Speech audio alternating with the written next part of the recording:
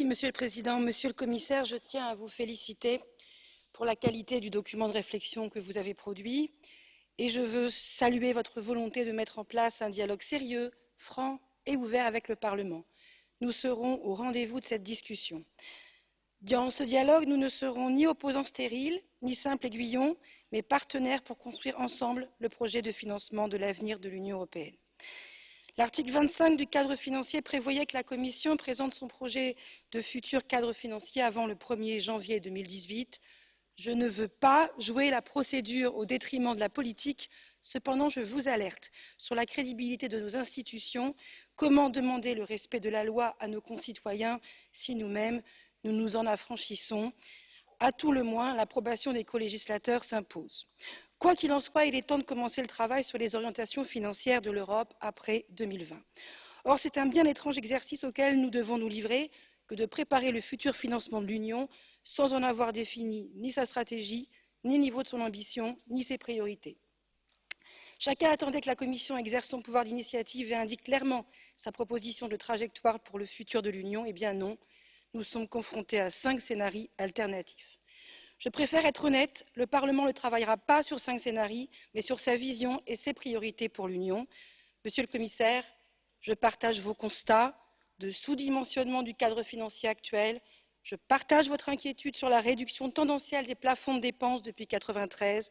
Je partage vos critiques sur les rabais, sur le système actuel des recettes budgétaires de l'Union, dominé par la contribution des États membres, qui induit fatalement la logique mortifère du juste retour. Je partage aussi vos exigences démocratiques quant à la durée, à l'unité budgétaire et à la sincérité du prochain cadre financier. Enfin, je veux m'accorder avec vous sur la plupart des objectifs que vous indiquez, comme la puissance économique, la durabilité, la solidarité et la sécurité.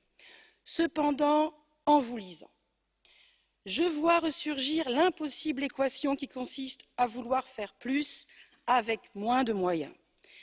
Investissement, migration, jeunesse ont constitué de nouveaux programmes dans l'actuel cadre financier, avec toutes les difficultés de financement que nous avons rencontrées et les sacrifices que nous avons dû opérer sur des programmes clés comme la recherche.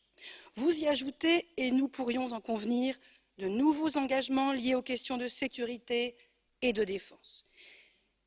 Ces dépenses ne pourront en aucun cas se faire au détriment des programmes de solidarité tels que la cohésion, la jeunesse, le social ou l'aide au développement.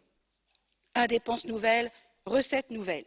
Notre futur devra reposer sur 3 piliers: une solidarité consolidée pour nos concitoyens et nos territoires, une puissance économique orientée vers le développement durable qui nous conférera autonomie énergétique et alimentaire, une politique de sécurité pour nous assurer la paix et enfin, je voudrais terminer, Monsieur le Président, nous serions enclins à refuser le sous-dimensionnement budgétaire actuel et plus motivés que jamais pour exiger de nouvelles ressources propres pour l'Union européenne, comme vous le proposez. Je vous souhaite, je nous souhaite le plein succès pour porter ensemble une ambition digne de ce nom pour l'Union européenne. Onorevole Van Dalen, prego un minuto.